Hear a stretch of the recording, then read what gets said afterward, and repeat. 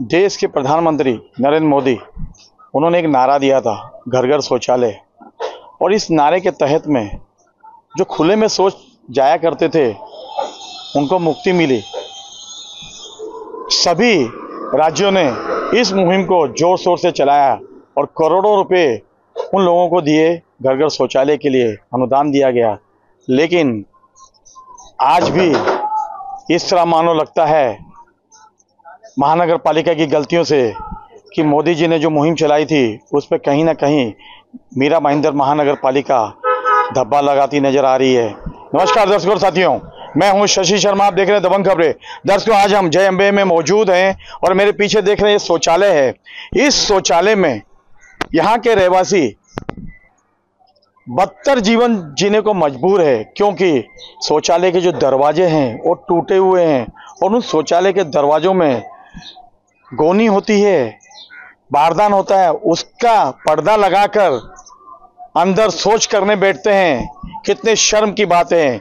21वीं सदी में हम जी रहे हैं और 21वीं सदी में हमारा देश जो है हिंदुस्तान पूरे विश्व में अपना डंका बजा रहा है, प्रगति की ओर जा रहा है। लेकिन आज भी हम इस तरह लग रहे हैं कि गांव से भी बदतर जीवन शहर में जीने को मजबूर है। हमारे साथ वरिष्ठ पत्रकार रमेश शर्मा जी हैं, उनसे भी जानते हैं क्या कहना चाहेंगे और क्या प्रकाश डालेंगे महानगर पालिका के इस कमियों पर। शशि से सबसे पता बताया कि ये जय अम्बे नगर का परिसर है। जय अम्बे नगर 1 है, जय अम्बे नगर 2 है। यहाँ पे लगभग कई शौचालय, यहाँ पे 2 शौचालय हैं। और परिस्थिति कैसी है कि बहुत सारे जो ऐसे शौचालय के जो सेट हैं उसमें दरवाजे नहीं है, और दरवाजा नहीं होने की वजह से अभी लोगों की तो मजबूरी है, शौचालय तो जाना पड़ेगा, दरवाजा रहे ना रहे। क्योंकि स्वच्छ भारत अभियान के तहत अभी खुले में शौचालय करना लोगों का बंद है। इसके लिए भारत सरकार ने बहुत बड़ी जागरूकता अभियान चलाया था और वो सफल भी रहा था। अधिकारी सुबह आ जाते थे, लोगों को बाहर जाने से रोकते थे। और वही महानगर पालिका में अगर इस तरह की चीजें अगर सामने आ रही है तो बहुत बड़ी शर्मनाक बात है। जय अम्बे नगर में आप देख रहे हैं, आपने खुद वीडियो निकाला, लगभग जो शौचालय है उसमें दरवाजा नहीं है, लोग गोनी लगाए हैं और ये पर्दे लगाए हुए हैं, ये बैनर्स के, और जाते हैं। तो सुबह शाम जो लोग जाते हैं वो पर्दों के अंदर जाते हैं। जो पर्दा ढकने वाली चीज है वो पर्दे से ढकी जा रही है। तो ये मीरा भाईंदर महानगर पालिका के लिए बहुत बड़ी शर्मनाक बात है। और यहाँ के जो लोग रह रहे हैं वो कितनी मजबूर है कि देखिए कि शौच तो जाना है, शौच आपातकालीन स्थिति है। ऐसा तो नहीं बोल सकते भैया पर्दा लगाया शौच नहीं जाएंगे, जाना तो है। और ये शौच और शौचालय ये सबके लिए, वो अमीर हो या गरीब हो। अमीर कोई बड़े फ्लैटों में या बड़े जगहों पे रहता है तो वह सोने का शौच नहीं करता, वो भी उसका भी शौच इसी तरह से बदबू मारता है। तो गरीब जो जनता है उसको जो सुविधाएं मिलनी चाहिए वो मिलनी चाहिए, उसका अधिकार है, वो मूलभूत अधिकार है। और 2-2 महीने, 3-3 महीने, 4-4 महीने हो जाते हैं, शौचालय के जो दरवाजे टूटते हैं उसके रिपेयर नहीं होते।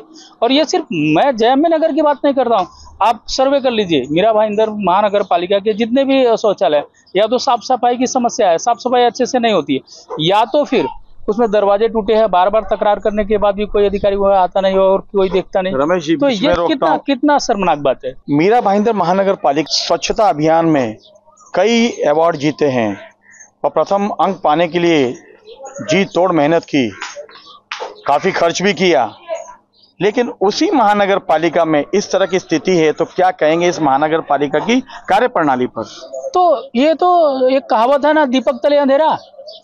महानगर पालिका के जो सफाई कर्मचारी है, जो एरिया वाइज, प्रभाग वाइज साफ सफाई करते हैं, उन्होंने बहुत अच्छा काम किया, अधिकारियों ने भी काम किया। लेकिन आप कुछ काम ऐसा छोड़ देते हैं जो आपके सारे किए हुए कामों को मटिया मट्टे कर देती है। तो आपका कहना है कि जब ये स्वच्छता अभियान आता तभी ये सिर्फ साफ सफाई दिखती है अवार्ड पाने के लिए? हाँ, ये स्वच्छता अभियान आता है तो अधिकारी यहाँ आते हैं, वो बाहर से साफ सफाई सारी चीजें करते, साफ सफाई तो थी। लेकिन अब दरवाजा टूटा है, आपको दरवाजा नहीं दिख रहा है। और वो एक बार कंप्लेन किया जाए, 2 बार कंप्लेन किया जाए तो अधिकारियों का काम है वो आके इसका सर्वे करके और इसका मरम्मत करे। और दरवाजा बार बार टूटता क्यों है इसका भी वो जानकारी ले, संज्ञान में लेके ऐसा काम क्यों हो रहा है, क्यों इस पर रोक कैसे लगा जाए। रमेश जी, मीरा भाईंदर महानगर पालिका ने करोड़ों रुपए का ठेका दिया है इसकी अवस्था को सुधारने के लिए, मरम्मत के लिए, साफ सफाई के लिए। तकरीबन हमें ऐसी जानकारी 8 करोड़ के ऊपर का ठेका है और 3 लोगों को दिया गया है। घाटकोपर की एक कंपनी है, मुंबई की एक कंपनी और पुणे की कंपनी है। पिछली बार जो ठेका था ये महानगर पालिका के क्षेत्र में रहने वाले ठेकेदारों के पास था, उनको हटाकर और ये ठेका दिया गया। इसलिए दिया गया कि पहले के ठेकेदारों को शिकायतें बहुत आती थी, लेकिन आज भी वही हाल है। तो क्या कहेंगे? देखिए, ठेका किसको दिया जाए किसको नहीं दिया जाए ये प्रश्न नहीं है, ठेकेदार को से काम कैसे कराया जाए ये महानगर पालिका का अधिकार है। हम ये ठेका पे काम नहीं कर रहा है, वो ठेका में काम नहीं कर रहा है, वो अच्छा कर रहा है, ऐसा कुछ नहीं है।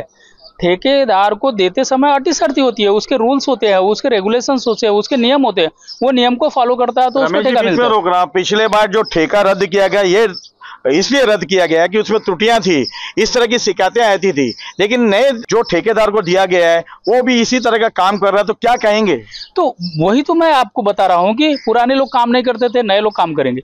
तो जब पुराने काम नहीं करते थे, उनका ठेका रद्द हुआ तो नए लोग आए, तो नए को तो काम करना चाहिए क्योंकि उन्होंने ठेका लिया, उसकी अटी शर्त को देखा, उन्होंने सारी चीजों को फॉलो किया। तो काम कराने का काम किसका है? नगर पालिका का है।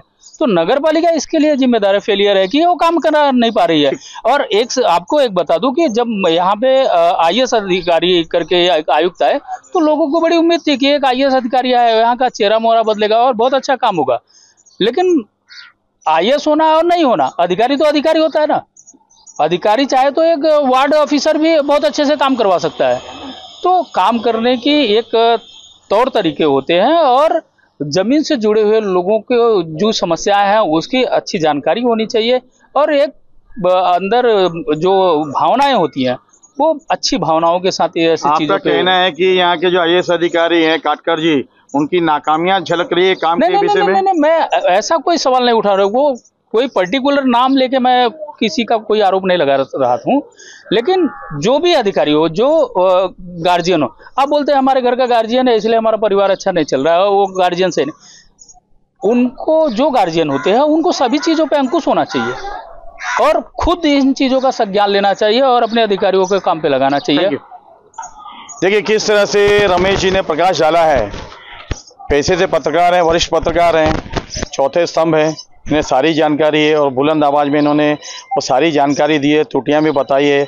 अब यहाँ के जो मनपा प्रशासक है संजय काटकर जी को, उनको सोचना है कि पुराने ठेकेदारों का ठेका इसलिए रद्द किया गया है कि त्रुटियां थी, लेकिन नए ठेकेदार से भी इस तरह की उम्मीद की जाए तो जनता किस पे भरोसा करेंगी?